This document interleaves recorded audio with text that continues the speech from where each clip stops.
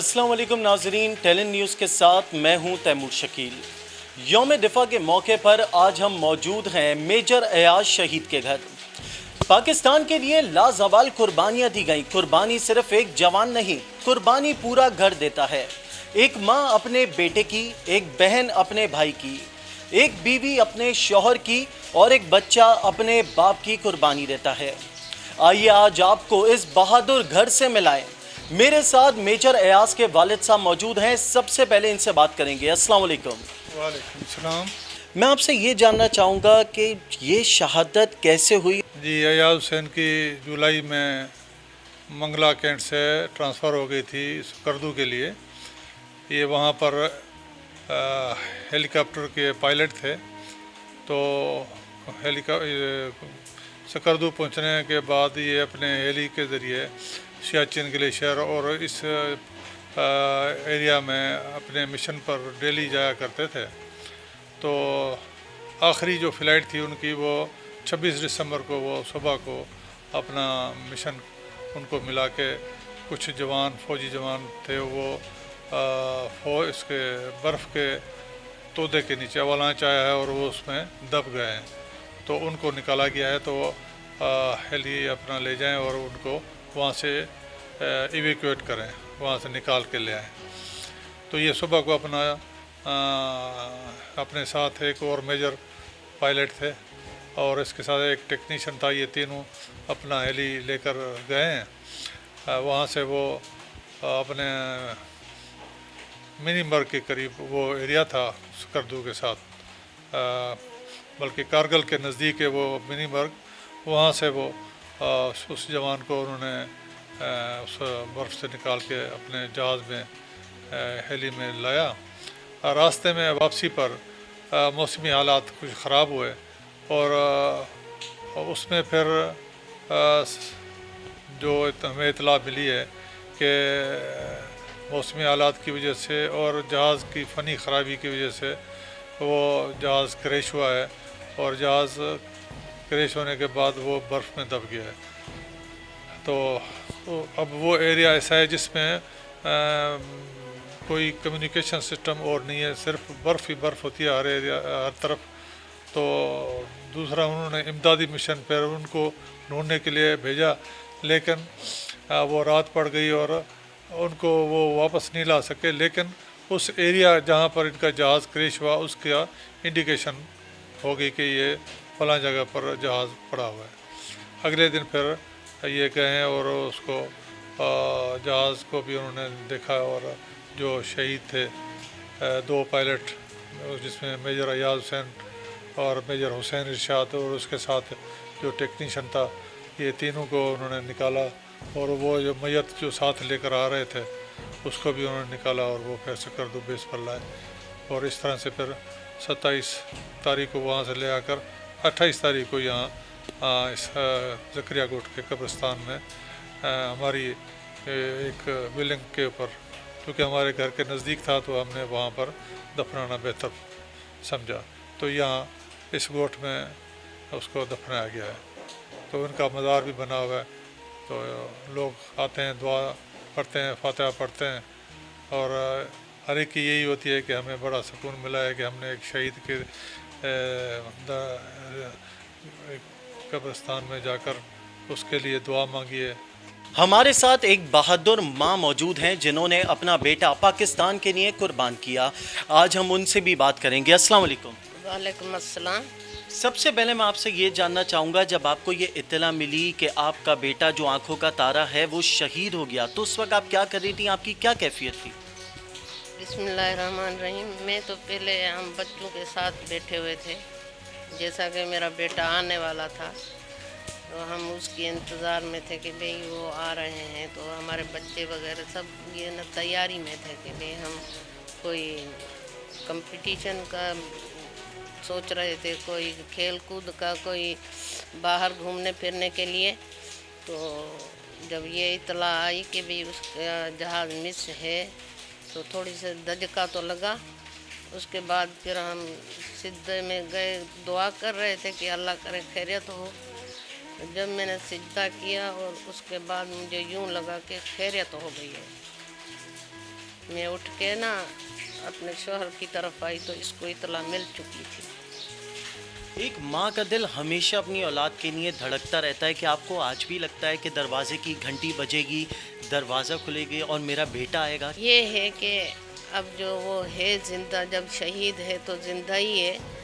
और काफ़ी ऐसे मरहले हो चुके हैं जो मैं पढ़ रही हूँ या कुछ ऐसे मतलब ख्यालात आ जाते हैं तो मुझे लगता है कि मेरा बेटा जिंदा है, शहीद।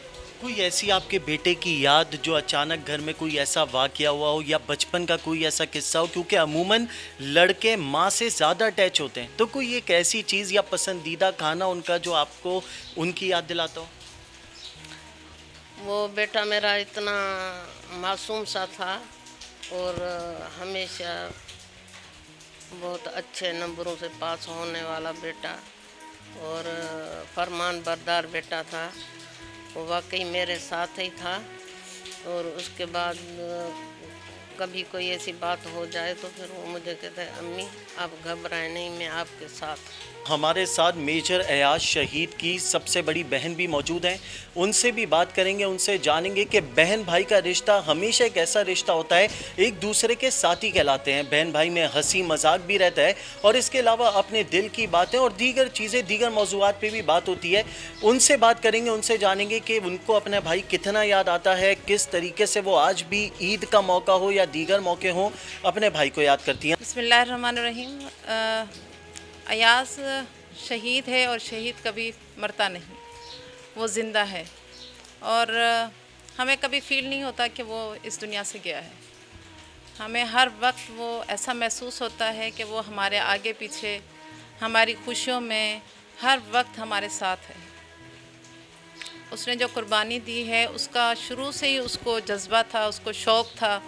वो अक्सर बातें भी ऐसे किया करता था कि मैंने ख्वाब देखा कि लड़ाई हो रही है, गोलियां चल रही हैं, मुझे एक गोली लगी, मैं शहीद हो गया हूँ। ऐसे बचपन में भी ऐसी बातें बताया करता था और हम हंसी मजाक में उसको छेड़ा करते थे। बस आपका, हम कहते थे आपके तो ख्वाब पूरे होने ही नहीं, इतने लंबे ख्वाब हैं आपके। लेकिन जो वो ख्वाब देखा करता था शायद अल्लाह ताला उसको वो दिखाता था तो वो उसके कबूल हो गए और उसने सच कर दिखाया और वो आज शहीद हो गए। बिस्मिल्लाहिर्रहमानिर्रहीम। सबसे पहले तो मैं अल्लाह का शुक्र अदा करती हूँ कि मेरे भाई को इतना अल्लाह ताला ने इतना अजीम रुतबा दिया है। शायद ये किस्मत वालों को मिलता है और मैं इस बात पे फ़ख्र करती हूँ कि मैं एक शहीद की बहन हूँ। और हाँ, गम इस बात का है कि वो मुझसे जुदा हैं। बहुत छेड़ते थे, वो तंग करते थे मुझे। मैं कहती थी कि अम्मी मुझे ये जो है ना भाई मुझे तंग कर रहा है, ये कर रहा है, लेकिन वो मुझसे भी ज़्यादा लाडले थे, अम्मी के भी अबू के भी। अम्मी कहती थी नहीं आप तंग नहीं हुआ करें, आप जो है ना आपका भाई है, आप तंग नहीं हुआ करें। एक बार वो गांव गए किसी काम से तो मैं रोना शुरू कर दिया। मैंने कहा अम्मी भाई क्यों चले गए हैं? तो अम्मी ने कहा कि आप तो कहती थी कि भाई जो है ना हर वक्त लड़ते हैं आपसे। मैंने कहा नहीं, मैं आइंदा से नहीं लड़ूंगी, मैं प्रॉमिस करती हूँ मैं आइंदा से। और उस दिन के बाद मैं कभी नहीं लड़ी।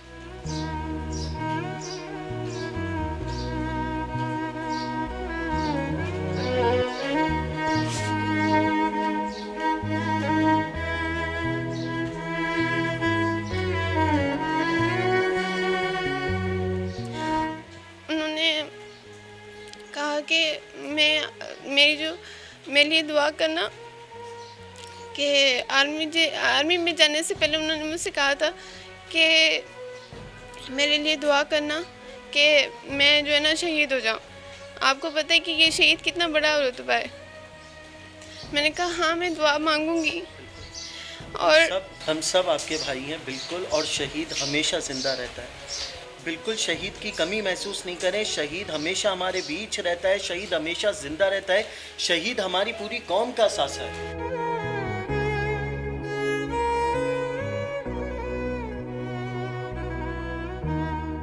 उन्होंने कहा कि मैं आर्मी में जाऊंगा तो सबसे पहले मेरे लिए ये दुआ करना कि मैं शहीद हो जाऊँ।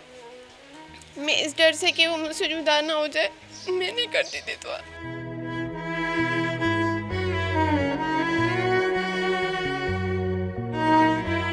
शहीद हमेशा जिंदा रहता है, शहीद हमारे बीच रहता है। शायद आज मेरे पास अल्फाज नहीं कि मैं मुकम्मल करूं। मैं शहादत के रुतबे पे फाइज मेजर अयाज के हवाले से सिर्फ इतना कहना चाहूँगा कि मैं उनके बहादुर घर वालों के साथ इस वक्त मौजूद हूँ और मैं महसूस कर सकता हूँ कि किस तरह एक शहीद को याद किया जाता है और यहाँ पे शहीद को याद करके खुशी मनाई जा रही है कि शहीद आज भी हमारे बीच मौजूद है। टेली न्यूज़ की टीम की जानिब से तमाम शोहदा और अफवाज पाकिस्तान को खराज तहसीन पेश करते हैं।